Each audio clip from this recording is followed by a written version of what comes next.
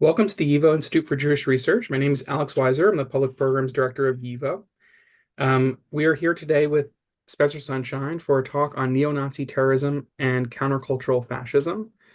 For those that are new to YIVO, we're a very special place for the celebration and cultivation of Jewish history and Jewish culture. We have a library and archive with over 23 million documents and over 400,000 books, which are used by researchers around the world. We have a variety of classes, public programs like this, and exhibitions, which bring the world of our collections to life. Spencer Sunshine holds a PhD in sociology from the CUNY Graduate Center, and Sunshine's articles have appeared in platforms such as The New Republic, Daily Beast, SPLC, and JTA. Today, we're here to celebrate and to learn about his new release, Neo-Nazi Terrorism and Countercultural Fascism, The Origins and Afterlife of James Mason's Siege, which is available to purchase from YIVO's store. And before we start, I just want to say that this, I think, is the sixth event that we've done with Spencer. We did a conference about Yiddish Anarchism way back when our collaborations began. We've done events on the Bund and its influence today, on the far right, on leftists and left-wing anti-Semitism, on Nazis, neo-Nazis in music. And we're always a pleasure to work with Spencer, who's a wonderful scholar. So without further ado, I'm going to hand it over to Spencer. Thank you, Alex. It's good to be back at YIVO. I haven't done something for a while. And before I'm going to begin, I spent 5 years working on this book. And so I had to do the look back at my emails, but that meant that all the symposium and all the panels I did while I was working on this. So very happy to be done and happy to be back at YIVO and to give my presentation. I think when I did the panels, I did introductions, but I don't think I ever was on one. So let's begin. James Mason's Siege is one of these unusual, although not unheard of, cases in which a strain of politics is largely based on a single ideological text. In this case, it drives the most extreme wing of neo-Nazism, which openly advocates terrorism. The Atomwaffen Division was the best known of several of these groups who, together, their politics are called siege culture.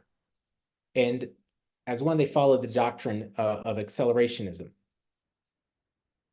It advocates collapsing the current political system entirely in hopes of seizing power afterward to form a national socialist state. The praxis for this is violence, hopefully on a large scale, but today mostly in the form of single actor massacres. Accelerationists can be found throughout North and South America, from Eastern to Western Europe, and even in the Middle East. And there have been at least a dozen murders that have been directly linked to this in the form of siege culture. Today, as we speak in California, there's a trial ongoing for one of these people after an Atomwaffen member murdered a gay Jewish man, Blaise Bernstein. And now dozens of these neo-Nazis are in prison. Most of the material that appears in my book has not been documented before or only in passing. The first half of it involves a part of US National Socialist history that's been almost entirely overlooked by scholars. And the second half involves a clique of 1980s and 90s counterculturalists who, although a little bit is known about their interaction with James Mason, I found, because of the material I found, I'm able to lay out really a much larger amount of this. So a lot of people don't really have a good grasp of Nazism and neo-Nazism in the United States. And in fact, it's a century old now. It was brought to the country by German immigrants who were part of the NSWPP. In the pre-war period, there were grassroots groups like the German-American Bund, there's the famous rally in Madison Square Garden there's footage of, and the Silver Shirts. But they were suppressed during the war, and post-war, it took a while for neo-Nazis to emerge in the country. In 1958, George Lincoln Rockwell formed the National Committee to Free America from Jewish Domination, and the next year this morphed into the American Nazi Party. And this was the first explicit open neo-Nazi party. It was small, there were only about 200 members at its height, and Rockwell was largely seen as a clown. The party acted something like a provocative theater group more than a serious political organization. But neo-Nazi theatrics turned to murder in less than 2 decades. Rockwell's Americanized National Socialism would shape the movement into the form that it has today. For example, he embraced Holocaust denial, and he changed the notion of the master race from Aryan to white so it would fit US racial codes. And in 1966, a 14-year-old named James Mason joined his party. The next year, the party's name was changed to the NSWPP, the National Socialist White People's Party, very pithy, unlike the American Nazi Party. And right after that, Rockwell was assassinated. However, his successor was unpopular with party members, and in less than a decade, about 2 groups had splintered off of it. Together, they formed an alphabet soup of very similar acronyms, which I'm mostly going to spare you, and they quickly devolved into an orgy of infighting as they quarreled, fused, and split. They also tried on different strategies and tactics as they searched for what direction they should take. And people are probably already familiar with a few of them. For example, the NSPA in Chicago focused on grassroots organizing. This was the group that was involved in the Skokie incident as they attempted to march in a community that was heavily populated by Holocaust survivors. The town of Skokie tried to stop them, and this led to a Supreme Court case that was on the front pages of papers for like a couple years. Others of these splinter groups formed dues-paying membership groups or held high-profile public rallies that usually turned into brawls. One young member, David Duke, started running for office and in 1989 was elected to the Louisiana State House of Representatives. And while this has not been previously recognized by scholars, at this time a terrorist wing also developed amongst these splinter factions. The most well-known of these groups, William Pierce's National Alliance, would become the largest neo-Nazi group in the 1990s. But there was also the National Socialist Liberation Front, or NSLF, and it modeled itself on new left terrorist groups like the Symbionese Liberation Army, the SLA, and the Weather Underground. Mason's main contribution to this was to co-found the National Socialist movement, whose goal was to push these neo-Nazi sects towards violence, although he would later join the NSLF itself. In 1977, in what I believe to be the first mass murder by a neo-Nazi in the United States, Frederick Cowan killed 6 people in New Rochelle, New York. And this is what marks when real violence from these quarters break out in the United States. Other killings quickly followed the New Rochelle massacre. For example, a former associate of Mason, the serial killer Joseph Paul Franklin, murdered up to 22 people and, in a failed assassination attempt, paralyzed Hustler publisher Larry Flint.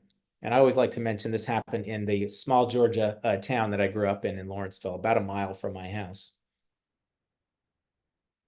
However, after all the sectarian infighting of the 70s, Mason decided there was no point in legal political action, in forming organizations, in holding rallies, or in running for office. So in 1980, when he was still a member of the NSLF, he started the newsletter Siege, and in here, he developed a set of new ideas. It's a small 6-page newsletter. It came out every month like clockwork for 6 years. He mimeographed it himself, and he never made more than 100 copies an issue. But what he wrote was incredibly prescient. Mason moved beyond merely advocating guerrilla warfare, and he became one of the earliest neo-Nazi proponents of lone wolf attacks. He praised racialized massacres, assassinations, bombings, and civil unrest.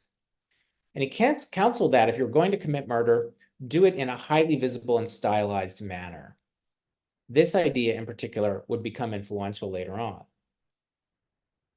He also befriended cult leader Charles Manson, who, although often overlooked, was a racist and an anti-Semite, and in fact carved a swastika on his head after being imprisoned. Mason proclaimed him the new neo-Nazi guru, and this created his last split with the NSLF, after which he essentially became a party of one. Now, at this point, many white supremacists have turned towards revolutionary violence. This is generally seen as being inaugurated by the 1979 Greensboro massacre in North Carolina, where 5 leftists were gunned down by a joint Klan Nazi group. This is also the period for the first time that the Ku Klux Klan and neo-Nazis, or Nazis too, start working together. In 1984, the terrorist group The Order murdered Jewish talk show host Alan Berg in Denver. And an increasing number of murders accompanied the Nazi skinhead movement after it exploded in 1988, the most infamous being the killing of Mulugeta Sarah in Portland, Oregon, who was associated with Tom Metzger of the White Aryan Resistance. But even amongst this violence, Mason's fellow neo-Nazis hadn't been listening to him, and Siege ended in 1986. But just before it did, it attracted attention from a very different quarter, and this changed everything. It came in the form of 4 people who were involved in what I call, or was known as, the extreme culture scene, which was sort of a branch off of punk rock. It fetishized extremes for its own sake and wallowed in themes and images of people like serial killers, pedophilia and child murder, Charles Manson, Hitler, eugenics and dysgenics, and necrophilia. And while some of the people that I'm going to name will seem incredibly obscure to you, they're very well known in certain circles. I personally was very familiar with them. One of them I had seen play, and there's also a particular YIVO staff member who is familiar with them as well.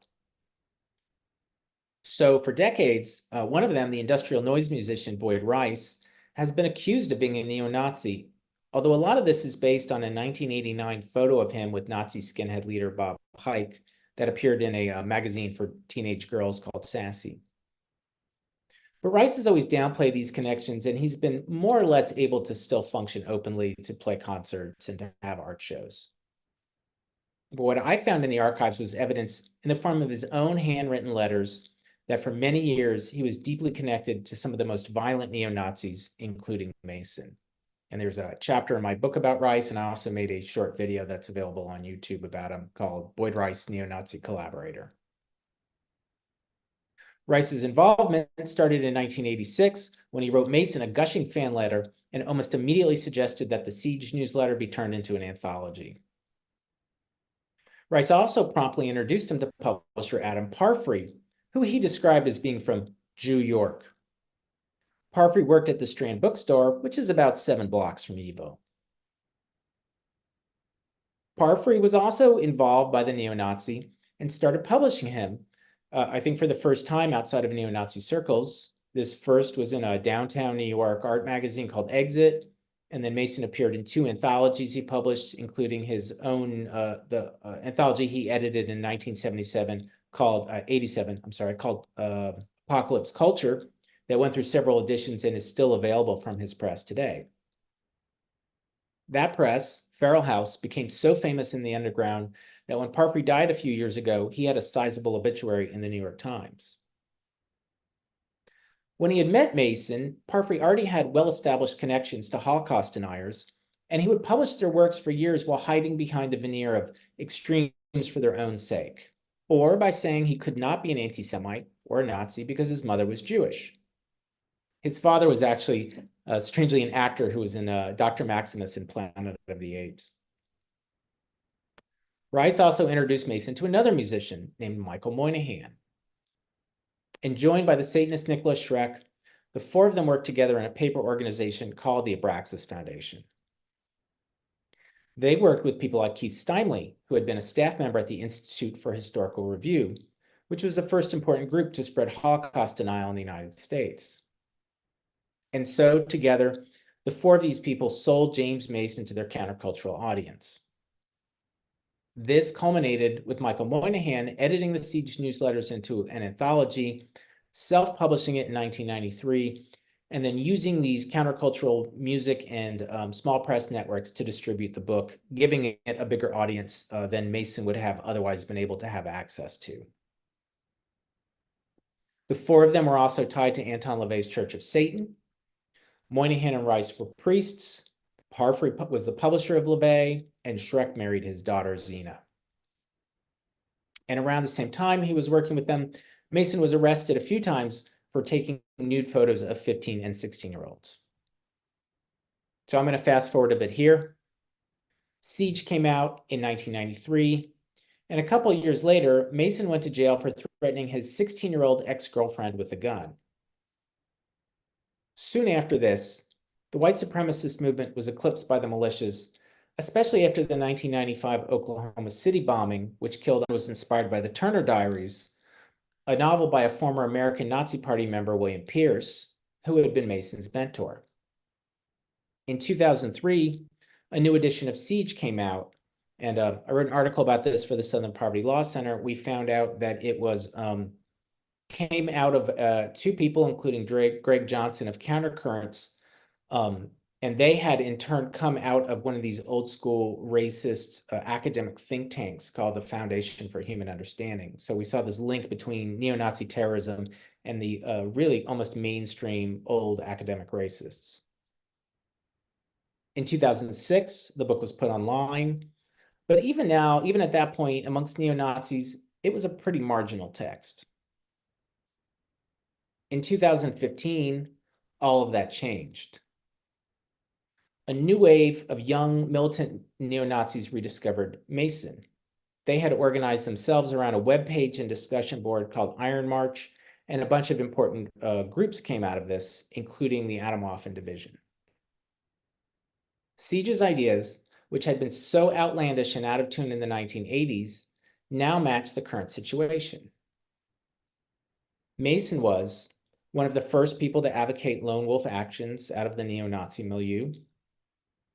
His obsession with Charles Manson, serial killers, and massacres was in tune with online edgelords who were also interested in these extremes.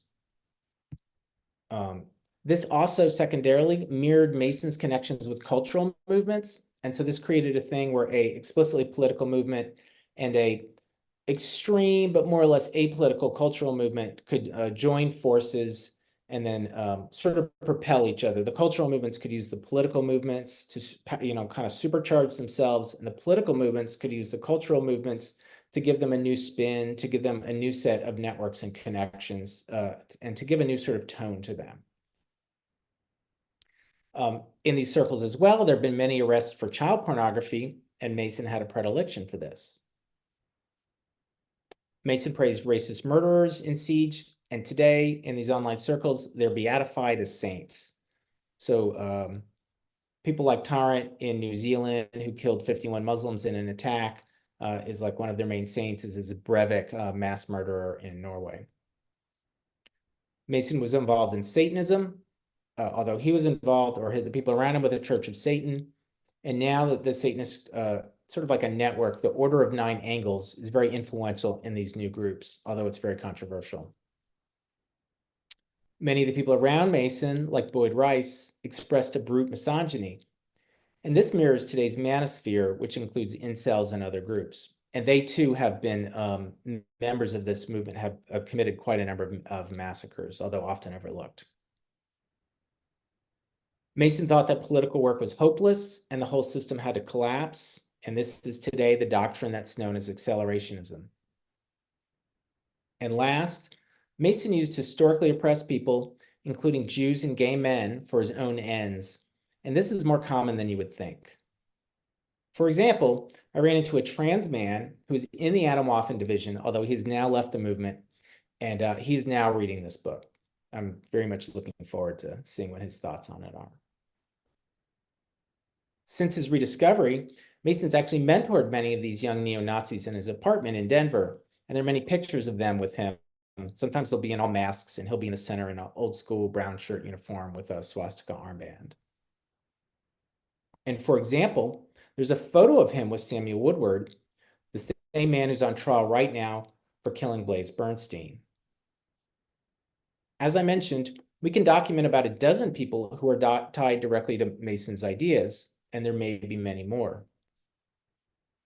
These come into the context of there being, I believe, 88 murders that have happened around the world between 2018 and 19 of these large massacres. And although we're not sure which of these, except one of them that was, if they were directly connected to Mason, the milieu around him that he created have definitely helped create this sort of militant scene and energy that these other murders clearly were propelled by or influenced by. So of the dozen people we do know, there are either killings by Atomwaffen members, there's 5 of these, or there are mentions in manifestos from these killers that either reference Siege directly or Terrorgram. And there's also, Terrorgram is a series of Telegram channels which promote these ideas. And these attacks are happening not just in the United States, but also in Germany and Slovakia. What Siege is not is a blueprint for a National Socialist society, either in the United States or anywhere else. In fact, Mason had rather traditional views about what a Nazi state would be, and similar to the views of neo-Nazis of his time, they really didn't make distinctions amongst in the NSDAP and the original Nazi Party. They thought it was like all sort of one homogenous thing around Hitler. Today, there's a lot of people look at the different ministers and stuff in the NSDAP and have different tilts on it, whether it's more mystical or whether it's more ecological. So Siege doesn't really have much to say any different about what a Nazi state would be about, but it was about strategy and tactics. However, what it is an internally coherent justification for mass casualty attacks against Jews, Muslims, people of color, LGBTQ people, or even straight white Christian men who have the wrong views or are simply in the wrong place at the wrong time. Because it took me so long to write this book, I thought it might become irrelevant by the time it was published. But I believe that's actually become more important than ever before. And while I hope the influence of Siege and the mood and the ideas behind it shortly outwear their welcome, I would be lying if I told you that I thought this would happen soon. So that presentation was a little shorter than I thought, but I would be happy to take questions about any element of this and talk at length. Great. Thank you so much, Spencer. We do have a bunch of questions, and I'm sure that more will come, and I know I have some more. So let's just try to start with something what would be good to start with. One viewer asks, what do you see as the most significant influences behind Siege? Was Mason reading Franco Freda, or do you think he developed his revolutionary anti-system ideology independently? Oh, I love a good question like that. No, he wasn't. In fact, he allowed me to ask him 50 questions through correspondence. He was not familiar with the Italian fascists. He did not, for example, read Joyce Evola. He said he only read him like a year or two ago. And so I think a lot of this stuff was sort of, a mood. These moods come through movements in different places. And while the neo-Nazi movement is transnational, I mean, just like the pre-war movement, they weren't that connected, and a lot of these texts weren't translated yet. The guy who edited Siege, Michael Moynihan, was actually one of the first people to start publishing translations of Evola's work in English, and this only happened later on in the 90s. So no, there's no evidence of that. I really don't think that would be the case. This is a good question to let us widen the frame for a second to put this in a broader context. One viewer asks, what is the relationship between neo-Nazis, white supremacists, and Christian nationalists or Christian nationalism? And how do you see their influence in politics today, these different groups? Well, that's a very good question because I am a splitter and not a lumper. And I think there's there has been, or there can be, a very different relationship or type of politics of neo-Nazism and white supremacy. So the first thing we have to acknowledge or look at is that the NSDAP, the German Nazi Party, did not champion white people as its master race. It championed Aryans. And people that we now consider white, like Slavs, were not at all part of Hitler's vision. They were seen as Untermensch. War crimes, for example, were committed against Soviet POWs. So National Socialist ideology has been, all forms of post-war National Socialist ideology are reinterpretations in different countries, and they're reinterpreted for their local situations. And this has produced things like non-white National Socialists. This happens in the Middle East. There's Latin America's honeycombed with these groups. They exist in Indonesia. And so in America, there's white neo-Nazis, but that too is a reinterpretation. So in our country, I'm in the States, or I'm in Germany right now, but I generally live in the States. It became, Nazism became sort of the most, it became part of white supremacy, although also very anti-Semitic, sometimes, much more so. Some versions of organized racism isn't particularly anti-Semitic or just mildly so. It got reinterpreted as white, and in that way, part of the white supremacist movement. But some people see themselves, like Mason actually saw himself as further than that. He didn't see himself as a conservative in any way, and certainly not as a Christian nationalist. There's often tensions about decentralization. This was a big thing in the 70s and 80s between certain groups like the militias, even the white supremacist ones, like Nazis want a master superstate and dictatorship, and they want intervention in the economy. And so some of these other groups like Posse Comitatus wanted a very decentralized structure and wanted a very free market economy. So there can be real tensions. There always were real tensions until the mid 1970s when the groups started working together. And Mason was actually part of this in a group called the White Confederacy, I think is one of the first. It was an umbrella group that Nazis, neo-Nazis and Klansmen worked together in. In terms of Christian nationalism, there's two things here. One, there's a version of explicitly racist and deeply anti-Semitic version of the Christian right called Christian identity, although it's almost collapsed now. And that's very popular, for example, amongst the Klan.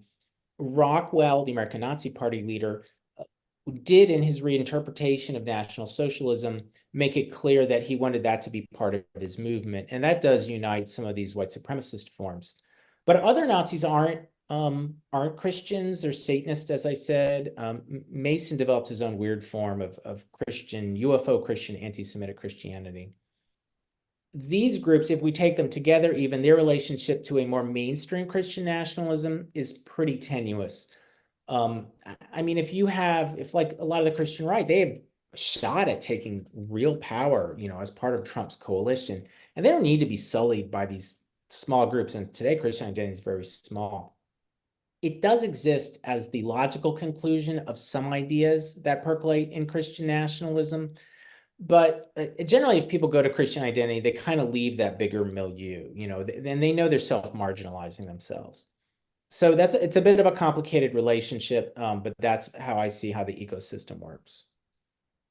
Another viewer is asking about Richard Spencer. Maybe you could speak a little bit about his story and how he fits into the kind of broader movements that you're discussing here. Sure. Spencer's a lot more moderate than these people.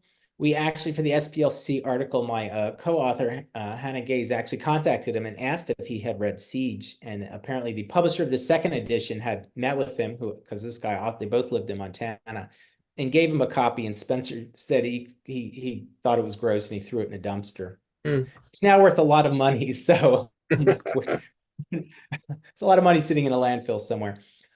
He does not adopt a revolutionary perspective. I mean, he even says things like his future white state is going to be the product of voluntary ethnic cleansing. There is no such thing as voluntary ethnic cleansing. So it will involve violence, but he does not embrace this sort of revolutionary violence. And, Mason embraces murder for its own sake. And a lot of this stuff, I mean, he says it's political and he gives a political reasoning for it, but you read it and you're like, this isn't really political at all. I mean, he's just like into Charles Manson. He's like some of the murders, because he names a bunch of them. I looked at them and some of them, they're not political murders. The people aren't even necessarily racist. One guy killed like the San Ysidro massacre, 22 people in a McDonald's in San Diego. And it's like, this just had nothing to do with any kind of political motive.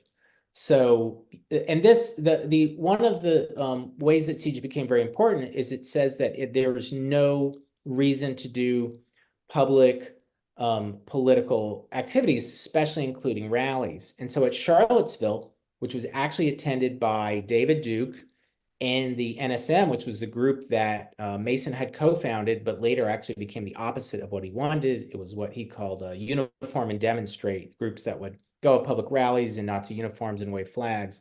They were at Charlottesville, but Charlottesville, the rally was never even held. The police dispersed it before the speakers could start. And so it sort of seemed to prove, and there was a study, it appears in Rolling Stone, about how much the hashtag read siege or references to siege happened in social media, and they spiked after Charlottesville. So it seemed to prove his point that there was no that the system, as he calls it, would not allow neo-Nazis to become very successful. Like all political factions in the system would work together to make sure neo-Nazis and fascists could not come to power. And so what happened at Charlottesville seemed to be described by Siege. And so I think more people turned to Siege after that. And I mean, Interesting. Spencer, I'm sorry, was going to be the headline speaker, or Duke would be, but Spencer was like one of the main people at Right. Charlottesville. This idea of the lack of political kind of underpinning of some of the ideas here, maybe it dovetails with this idea of that it's a countercultural movement. And I wonder if you could speak a little bit about that and how that compares to kind of I don't know, like German Nazism, of World War II, in terms of being countercultural or not. Like, what is the connection there? Right. It is very countercultural. There's a countercultural feel. There were some elements of that in German Nazism, especially during its rise. There was a sort of youth culture around it. Some people young people joined this movement. It was a place that they could like smoke cigarettes and be away from their parents. But generally, the Nazis were very conservative culturally, right? They wanted their, into family and motherhood, and like the music was pretty traditional. It wasn't Hitler, had been an artist and he was paid a lot of attention to the role of art in society, but they didn't, and he used these great, very high impact graphics or aesthetics, but it wasn't an avant-garde project. Italian fascism was more like that. Whereas this stuff really does feel like that. I mean, Hitler would never have been caught like saying, "Oh my, the NSDAP did not move forward in the pre-1933 period by committing massacres against like unarmed civilians," right? It's very much against like his approach to doing that. That could wait till later.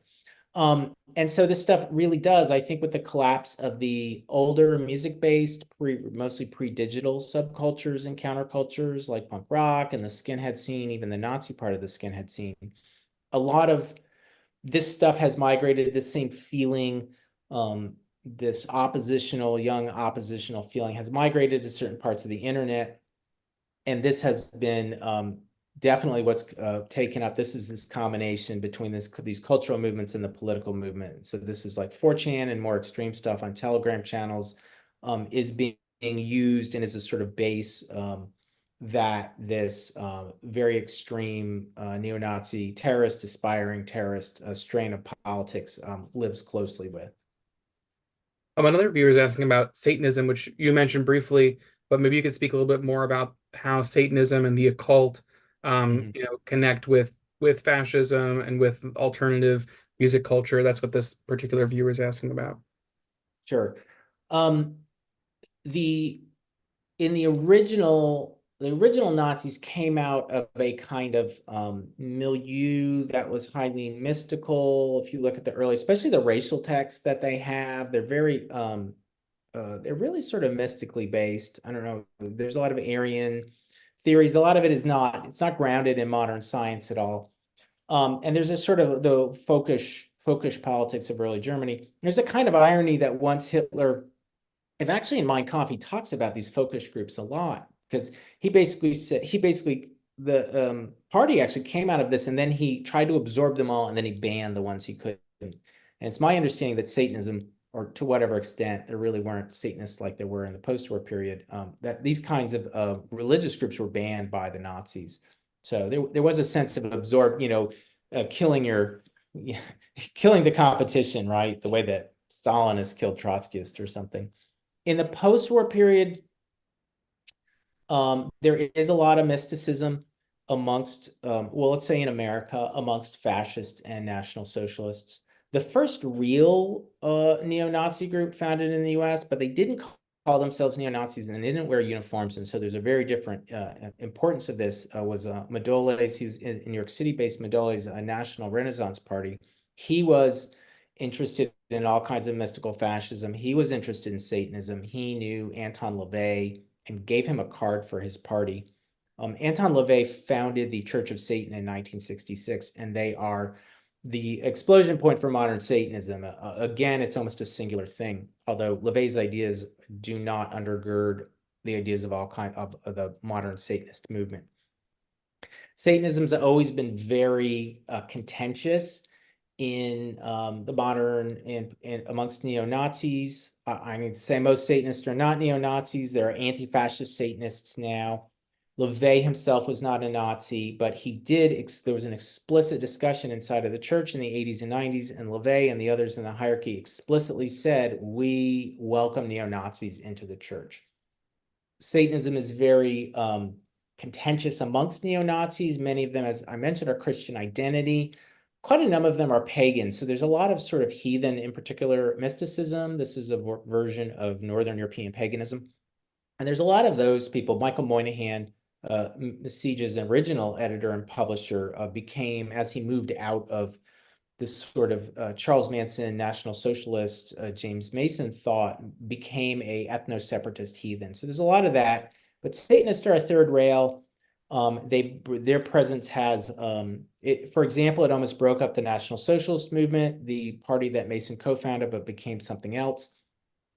When it was found out that the emeritus leader, his wife was running a Satanist group called the Joy of Satan, and they were sharing their PO box. And this created such a meltdown that the party almost folded, and he had to be kicked out of the party by the current leader, a guy named Jeff Scoop. So it's a contentious thing. Order of Nine Angles are a lot of people, even James Mason does not like them anymore. They helped break up the Atomwaffen Division.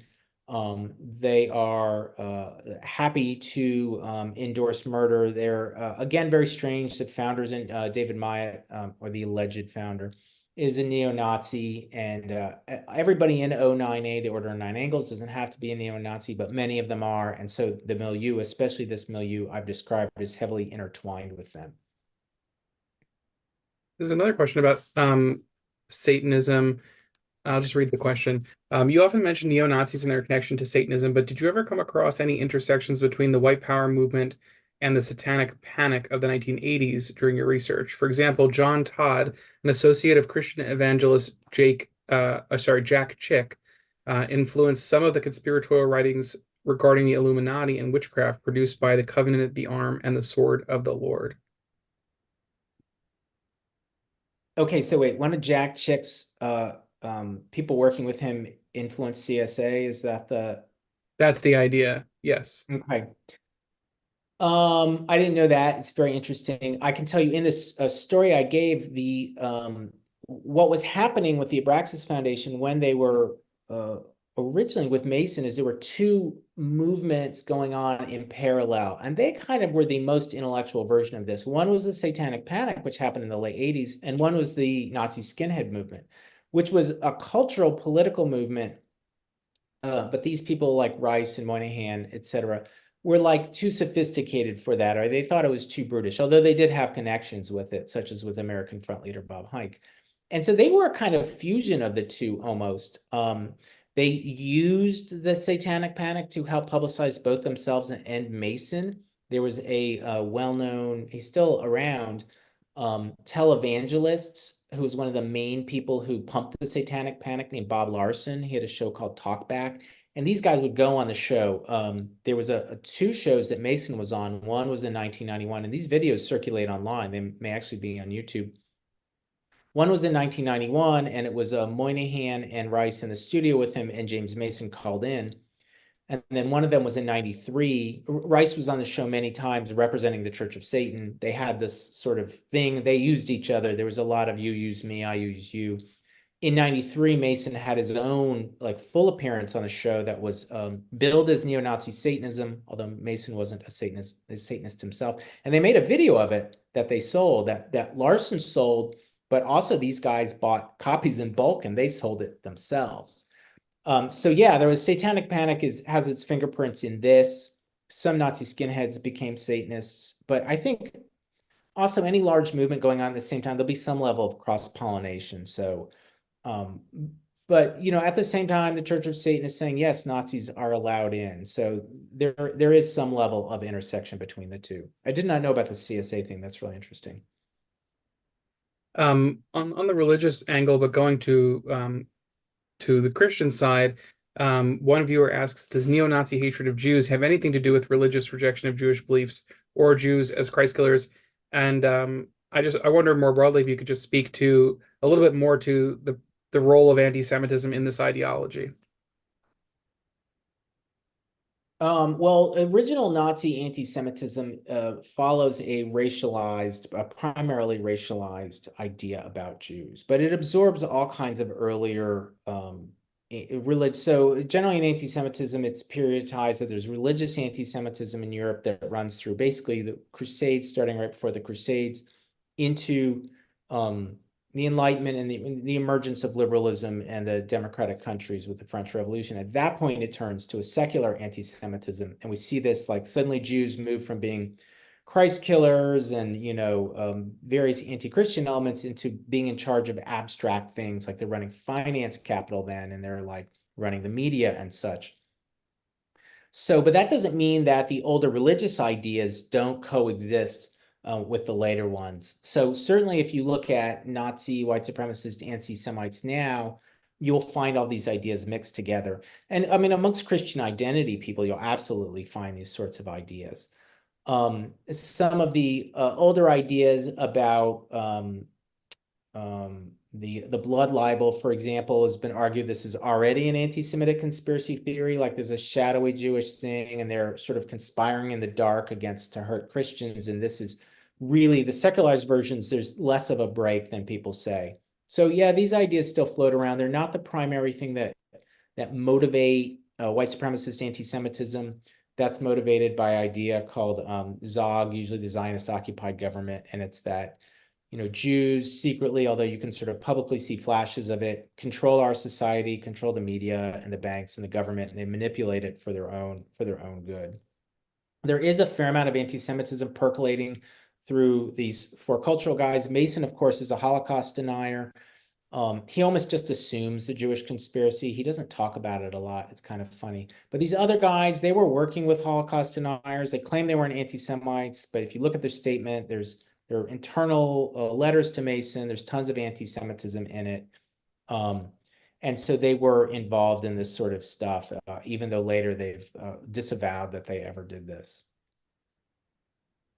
Another viewer is asking, moving from race to gender, what role, how does this neo-Nazi ideology see gender? It's a real interesting question. I try to go into it in the book, although I could have gone a lot further, but after 5 years, I had to give up. I do hope someone picks it up. I try to explicitly explain some of the materials I found. So within the neo-Nazi movement, it's funny, there's not a lot of scholarship about it in general, but it became very hard to even read these accounts by secondary text and find out which groups were all male groups or not. And sometimes it was only said in passing in one or two lines. Some of my best information came from the FBI and the FBI files because they were trying to figure out demographics of the groups, and they would name this if it was all men or not. So like the American Nazi Party, I think Rockwell just reluctantly allowed women in. He was super misogynistic. He wanted a society where women were, once he championed, were like essentially enslaved to men. Some of the later groups welcomed women, the National Socialist Liberation Front, this group that wanted to be like the Weather Underground. They were actually the most sophisticated. They welcomed women in. The wife of the leader was very active in the group. I mean, they were armed group and doing armed trainings, and all the accounts say that she was very active in it.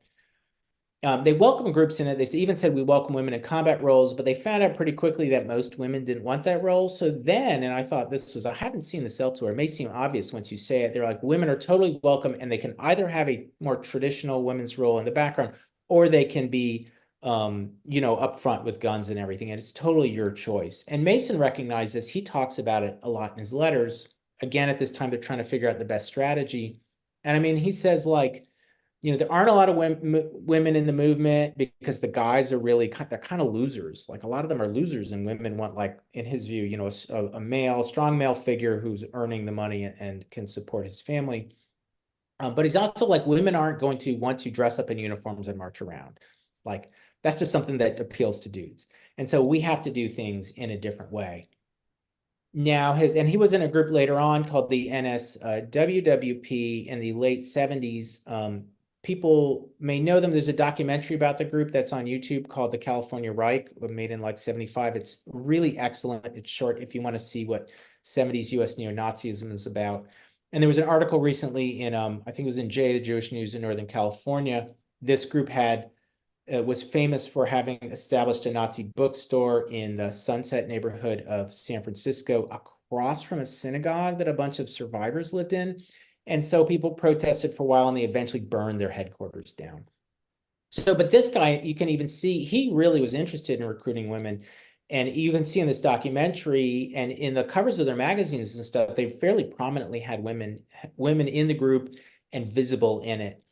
Later on, the people around Mason, these cultural figures are explicitly misogynistic. Boyd Rice writes this essay that basically valorizing rape. And then later he says, oh, I was joking, but I was half joking. It's like, it's true ideas taken to their extremes. He was arrested for domestic abuse. One of the other people around them, Jim Goad, went to prison for brutally beating his girlfriend. There's a lot of very misogynistic stuff at that period, and Mason went along with it. And his views changed too when he got around Charles Manson. Before he met Manson, or he wrote Manson, he was in contact with two other members of the family, Sandra Good and Lonette Fromm, Squeaky. And he really liked the Manson girls, but the Manson family was mostly women, young women, and it was a cult around Charlie. And he was super misogynistic. He would like rape the women in the group while everyone watched.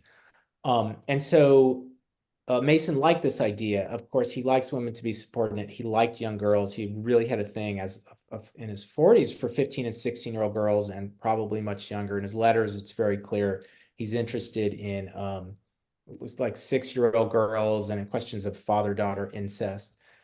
So that all blended together because he liked the role of the women in the Manson family. And he's at this point, he's starting to work with these like brutally misogynistic cultural figures. So there's misogyny, and these guys were very anti-feminist. So misogyny it's all around it. It's a little hard. I didn't quite know how to theorize it, so there's not a lot in the book about it, other than saying these things explicitly, but it certainly has its fingerprints all over this kind of milieu. A few viewers are asking about Trump and Trump's connection to neo-Nazi groups or support among neo-Nazi groups, and also about just the idea of fascism and Trump, and what your thoughts are about the connections there.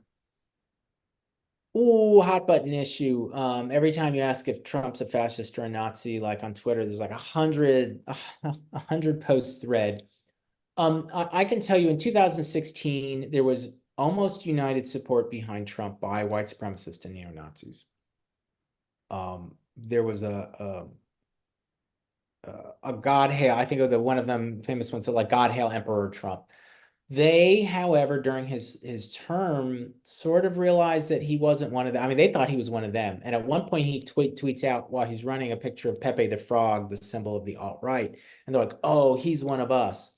Bannon, his close advisor, had in Breitbart run an article by Milo Yiannopoulos praising the alt-right. And I went back, and it was the first mainstream article about it in the right-wing press. And I went back, and it's like all of there's like a less racist and there's like a less less white supremacist end of it, like the Proud Boys, and the more neo-Nazi end of it, like Andrew Anglin and the Daily Stormer. And I went back and I read it, and it was really all of the white supremacist groups that Bannon was promoting. So these groups really did think, I mean, Trump wasn't just someone they liked, they thought he was one of them. And they were fairly quickly disabused of this idea. It was clear that he was into himself. I mean, they already knew his family, yeah, he had a Jewish family, but, they realized he wasn't going to build the wall. And, the coded anti-Semitism didn't get beyond that. So they've largely abandoned him. I mean, usually they'll say, well, we like him better than Biden or something, right? There's the main group that, as the alt-right sort of has burned itself out, some groups, the success, in some way, the alt-right influenced all the Republican parties. So it's gone away, but it's won. There are a couple groups remaining, like the Proud Boys, who are in support of Trump. But amongst the real white supremacists, or at least with neo-Nazi tendencies, is Nick Fuentes and the Groyper movement. And they're pro-Trump, I can't remember. He met with Trump, I guess part of Kanye, and then Kanye was running, and then he didn't. But they have their claws in the Trumpist movement. They have ties to the Trumpist clique in Congress, and so they're for Trump. But I think this time around, like Patriot Front, who are the very active group that does, again, the uniform and demonstrate style demonstrations, these pop-up demos with masks and everything. They're independent of this. They're not focused on being pro-Trump. And I think most groups now, these accelerationist groups, absolutely not pro-Trump. There is now a new wave of local, militant neo-Nazis who do public demonstrations, Blood Tribe and NSC 131. Again, their strategy, I'm actually not quite sure what their position on Trump is, but that's like, he's not part of their strategy. Their strategy isn't to build Trump. But I mean, Trump doesn't really need their help. I mean, let's be honest here. He could well win, and he doesn't need the support of, people often guess there's maybe about 5,000 neo-Nazis in the US. He doesn't really need the help of these 5,000 people. And he's willing to throw them under the bus if it's to his advantage. He's willing to throw anyone under the bus, but. Other viewers asking about anti-fascism. Do you feel there's a need to promote anti-fascism in youth subcultures? For example, 40 Ways to Fight Fascism zines, to prevent the grooming done by edgelords who conflate humor with racism and misogyny in forums populated by adolescent males. What is the best way to combat youth from being desensitized to extremism in real life via online forums? So if anyone didn't catch that, that's an organizing guide I wrote called 40 Ways to Fight Fascists, Street Legal Tactics for Community Activists, because I try to encourage people to take community-based action inside their communities where neo-Nazis, white supremacists are recruiting. So specifically, there are little niches that these people get into, and the most important thing has always been my experience, and from doing this when I was a teenager, is how I got involved in learning about these groups and acting against them, is that Nazis will try to get themselves in all these little subcultural niches, like in the punk rock scene and the skinhead scene, amongst Satanists, heathens, and it's really important that people inside of these scenes push back against them. And if you're not in them, you're probably not going to be able to affect it. But the people who are going to be in a battle with them. This is sometimes called contested terrain. And if we're not in it, we should definitely do everything we can to lend support of that, because we don't want them to take it over. I mean, that's what happened, at least at some point, with the skinhead scene. In certain cities, it did certainly, where they took it over and it created a big base of power. And then they could funnel all of the people into the movement proper. So in these smaller things, that definitely should happen. I mean, the old subcultures have kind of collapsed more, and stuff is mostly online. So if you're in a position where you are in these circles, online gaming, for example, this happened in the furry community. It definitely is important to push back against this stuff. Some of this stuff can be very difficult, though, once people, for example, go into these explicit, like accelerationist Telegram channels. It's hard to then get in there and push them there, because it's already a self-selected thing. But where possible, definitely, it's very important to push back against this stuff from inside these communities. I put a link in the chat to your 40 Ways to Fight Fascists. There's a bunch more questions. This is an interesting one. You spoke about interviewing James Mason, or asking 50 questions. I don't know what the format that happened was, but one viewer asks, how do you approach such interviews? And were there people that you specifically avoided reaching out to for fear of problems or retribution?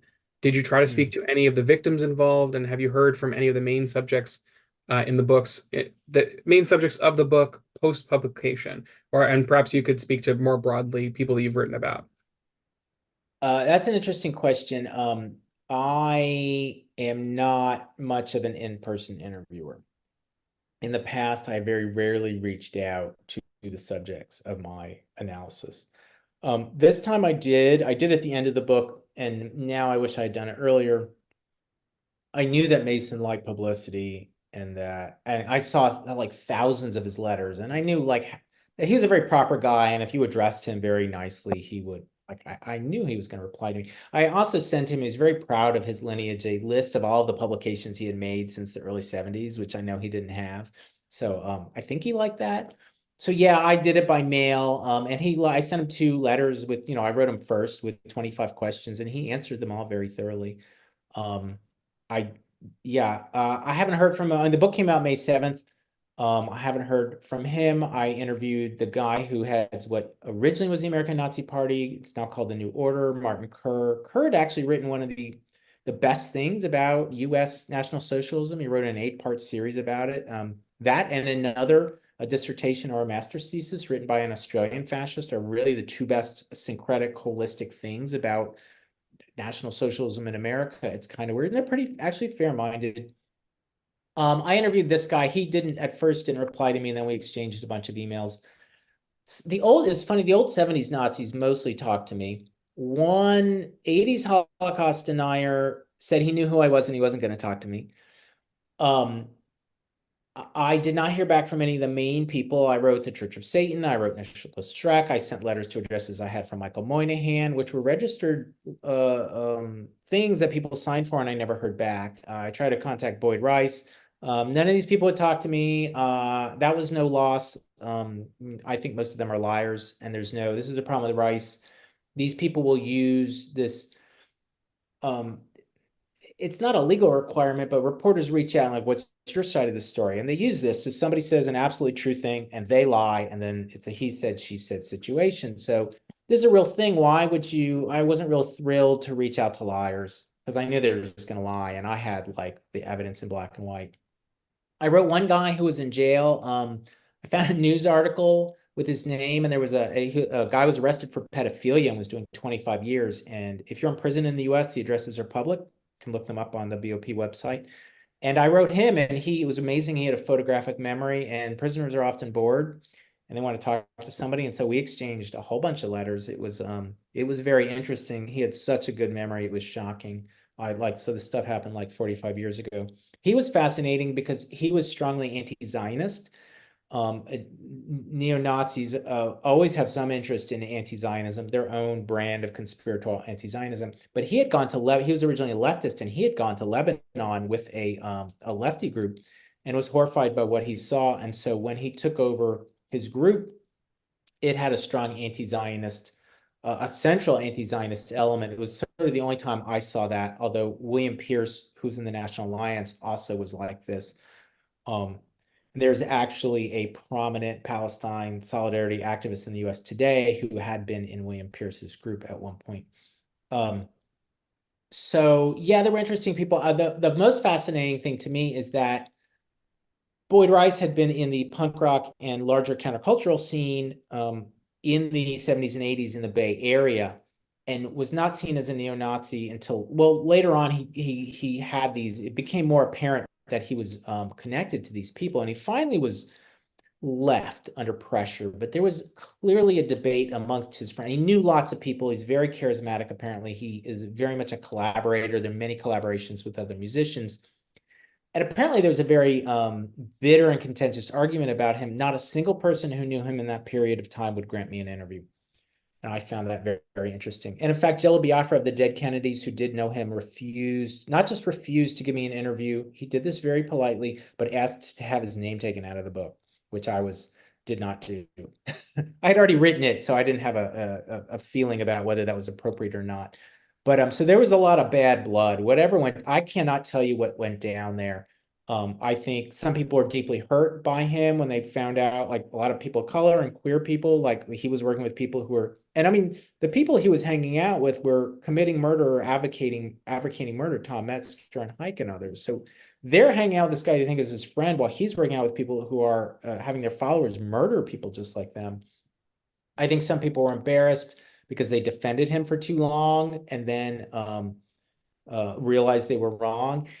Some people I think were just burned out from the arguments and just like they were like, oh my God. I'm sure how many people on this video feel about Israel-Palestine arguments now. It's like, you're just like, I can't even engage with them anymore, right? I mean, just like whatever you feel about it, it's just so overwhelming. And I think some people don't believe that he ever really was involved in these circles. And I think they don't want to say it now. So I don't know who has who or what their position is. One person told me they thought he was doing it. They were opposed to it, but they thought he was doing it he wasn't actually involved and it was just radical chic. And I had to tell them it wasn't just radical chic, and they still wouldn't give me an interview. But so yeah, a bunch of different things. Interviewing them is You have to be, I think you have to be careful. They're not necessarily going to be trustful actors. James Mason is extremely unusual that he is, I believe, completely, he has been to a naive extent sometimes totally brutally honest. And that is why I think he deposited, I found all his letters in this archive. There's the James and Mason papers at the University of Kansas in Lawrence. And he deposited, or he sold, he didn't deposit them, 60 boxes of correspondence that he had made throughout his career as a neo-Nazi, mostly from 1966 to 2003. He was such a collector, he didn't just keep the letters, he kept carbons of his outgoing copies. And someone asked me, they're like, well, so I found all this like incriminating, stuff from people, crazy letters people wrote. And they're like, why did he keep them? Why did he deposit them here? And I'm like, well, he's not ashamed of anything. He's very proud of it. And if other people worked with him and then didn't, I mean, he in his letter to me said, these people clearly adhered to something other than the one true belief. So I think he doesn't care if they got, unveiled. And he does say at one point, he's like, there's no point in hiding being a Nazi. Like, we'll be found out anyway. He admits the researchers are so good, they're going to find us out anyway. We need to be open neo-Nazis. That was part of the arguments in the 70s about how to organize. I see we're just coming up to the end of our time here. This has been such a fascinating conversation. I want to end with a few more just general questions, even though there's some other great, really specific questions that we didn't have time to get to. So apologies to those questioners out there. But I think this is a good question to talk about briefly. One viewer asks, given the fractious nature of all of these groups, what kind of threat do they really pose? Well, before that, I'm going to say, if you have more questions for me, you're welcome to reach out on Twitter or through my website at spencersunshine.com. The main threat that the explicit kind of groups that we've been talking about here is that they're going to kill a lot of people. Like, some of these massacres killed a lot of people. Like the Christchurch one killed 51 people. 10 were killed in Buffalo, I think in 2022, 3 more in Jacksonville. And many single murders, like less than these big public massacres. And I think 2,000 to 4,000 people have been killed by the far right since the war, since 1945. And that means thousands and tens of thousands of assaults and bombings and stuff. So that's the main danger from this faction. And it certainly could expand, the level of attacks could expand. That might, I think it's mostly an individual danger at this point. In the period of 2015, 2016, when Trump was running, the alt-right did combine with all of these groups and it supercharged them. They were much more moderate groups and with everything up to neo-Nazis, and this supercharged them, and they did help elect Trump. I mean, their role, I don't want to overemphasize it, but the kind of cultural scene, the kind of approach they created together has revitalized the conservative movement 100%. There used to not be so many young people in these like Republican parties on campus and stuff. Now there's tons of young people involved in the Trumpist movement in the Republican Party. So they've had that influence. Some of it, if you're in certain subcultures, for example, if you're a heathen or something or Satanist, you're going to run into these people and they can cause a lot of chaos within if they're like directly in your community. It's more that there are certain times like towns can have a great trouble. This happened with a group that was part of the Skokie incident. They had established a base in Marquette Park, Chicago, that at the time was a lot of Eastern European immigrants that were aggressively resisting desegregation. And so they were able to lead marches sometimes that had over 1,000 people. So they can do that. Radical movements can influence the mood of stuff and sometimes more ideologically. So yeah, mostly murdering people and eating up subcultures. And there is a real chance that as the election nears, or if Trump loses, I've talked to several very serious people who've monitored the far right for a long time who think it is quite possible there'll be an Oklahoma City style attack. I don't think so, but I also wouldn't be surprised if it happened. And these kind of groups may, I don't think they would do it with Trump, but they may do it around the same time, and it would have the same effect, like politically in the culture, to like, move things forward. So there's always the danger of that. And just to end on, some viewers asked, what brought you to this topic? And maybe you could also speak a little bit about what you're working on now, what we can expect from you in the future. Um, what brought me to it? Well, after Charlottesville, was actually a sort of strange story. There was a lot of attention paid to me by fascists after Charlottesville. I'd been in the demonstration and in the car attack, and I kind of had to lay low. I couldn't appear in public, at least not without a lot of security. Alex, I think you might remember this, where I was doing stuff at YIVO because YIVO has security, and it was like one of I the do few, remember. yeah, like because But I had a maybe you can just elaborate for those that don't know what your role was in Charlottesville. I was just there as a counter protester. Um, but because I was a public writer, people saw me and fixated on me. There's actually been a conspiracy theory about me running since about 2010 that at one point culminated with me being accused of being the QAnon shaman, the guy who dresses in the horns of everything. Lynn Wood, as very well-known Trumpist lawyer, accused me on the evening of January 6th of being the QAnon shaman. This was sort of the culmination of a conspiracy theory that had started by neo-Nazis. So I was sort of a known character. I mean, people figured out who I was, that it was at Charlottesville, and there was all this attention paid to me. I got flooded with threats. It was difficult to appear in public. So I started working on an article about Siege because, as I said, interest in it spiked after Charlottesville. It was going to be an article, then it was I went to this archive and I found all this material.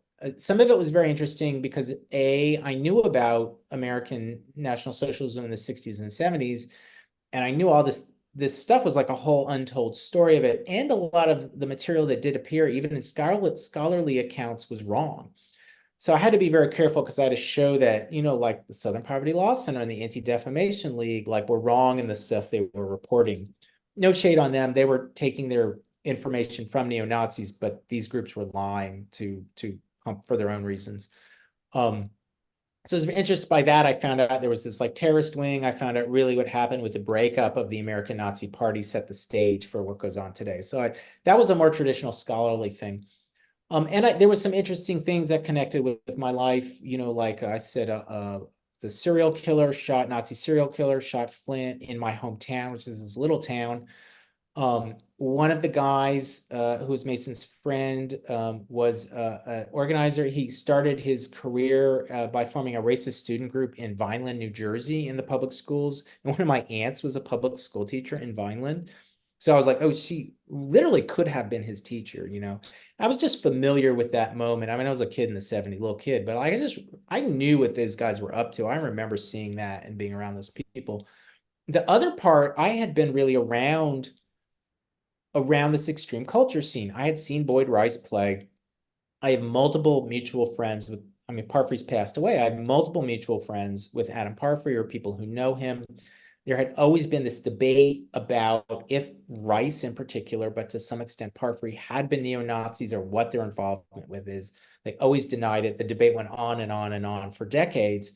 And when I found all this stuff, I could put the story together, and the story was much deeper than anyone knew. Like some people sort of knew Rice had some connection to Mason because he had been on this radio show with them, but not that Rice was this like key player, that he's the one who discovered him and introduced him to people.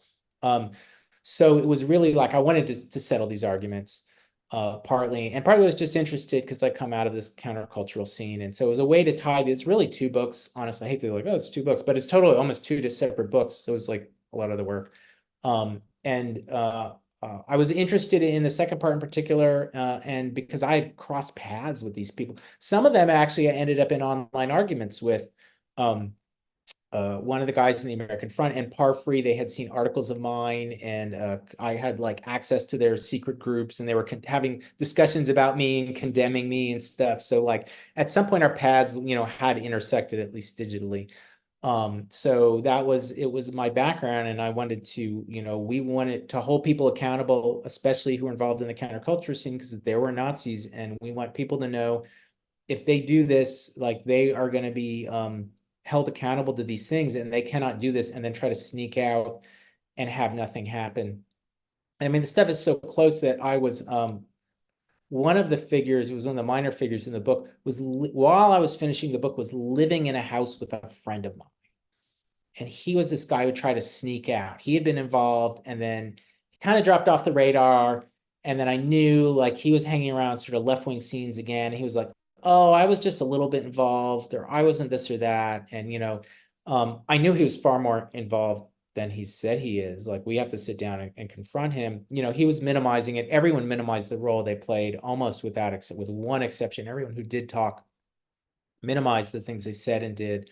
And we need to say, we're not going to forget this stuff. And if you do want to leave, because we do want people to leave these scenes, they need to go through a process. They need to apologize, and they need to make amends to people. And we want to force people to do that, or we're going to keep them in a corner and not let them circulate as you would a normal person. But we do want them to let them out too. We don't want them tagged forever, because we want people. That's how we get. Some people don't want to forget or forgive. If not forgive, at least forget. But if you want people not to be Nazis, you have to let them not be Nazis, right? So this is a whole question about formers and how do we reintegrate people. And what's next for you, Spencer? I am hoping, well, I'm on tour, a speaking tour in Europe right now. I'm in Hamburg. I'm talking on Friday if you're in Hamburg at the Golden Poodle Club. I'm talking in Berlin on the 4th and 6th at about blank, and at the university or the School of Law, and Berlin School of Economics and Law. Speaking in Oslo, trade unions hosting me on the 10th, in Leipzig on the 13th, and in London on the 19th and 20th at Birkbeck at the University of London, where Brendan McGeevers, who has spoken with YIVO before, is at, and Ben Gidley, who also spoke at the Yiddish Anarchist Symposium I did, are both at Birkbeck. After that, I would like to write a book about National Socialism in the United States. It's sort of strange. There isn't a single book about it. Like, there's some books about pre-war stuff.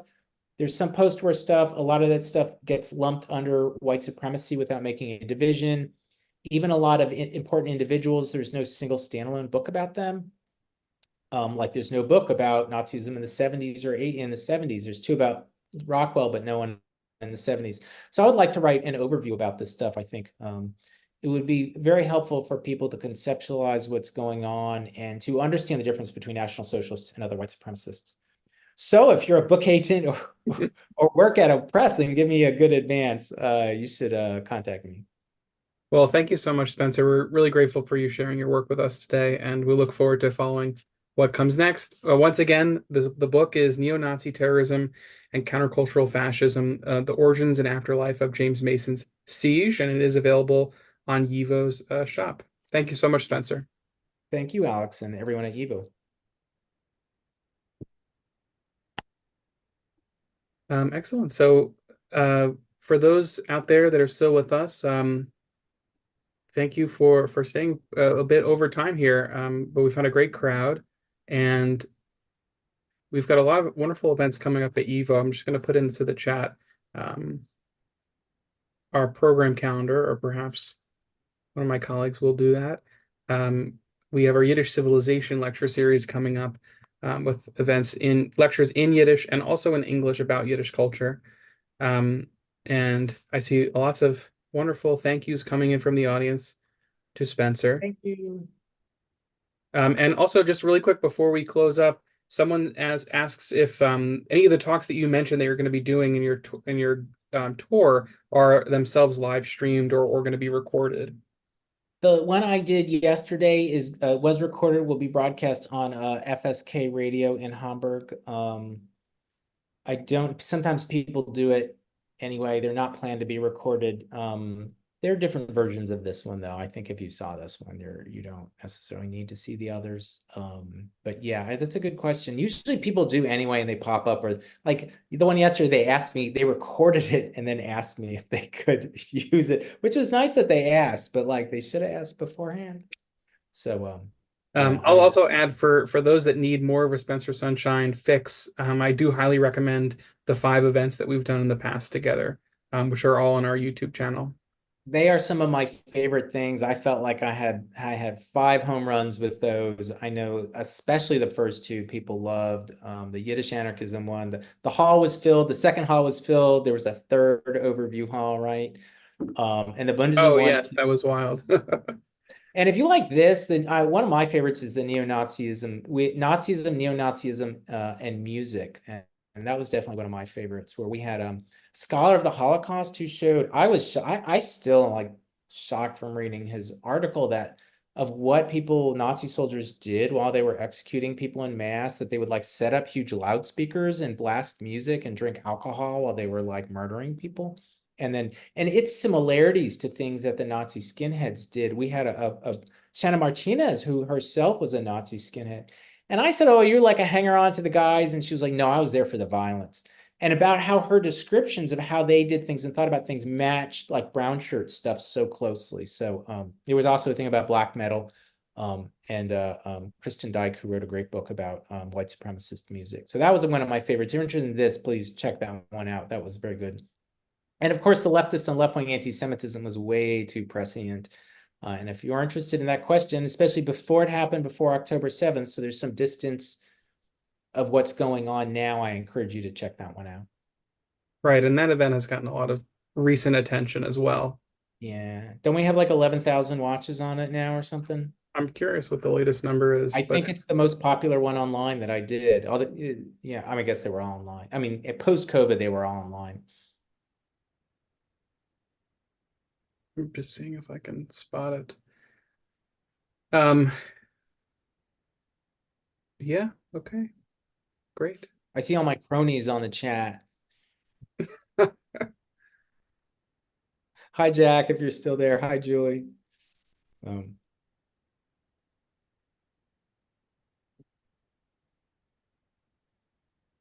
I'm gonna find this leftist and left-wing anti-Semitism.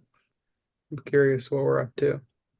yeah, I check it out sometimes just to 11,000, yeah. okay.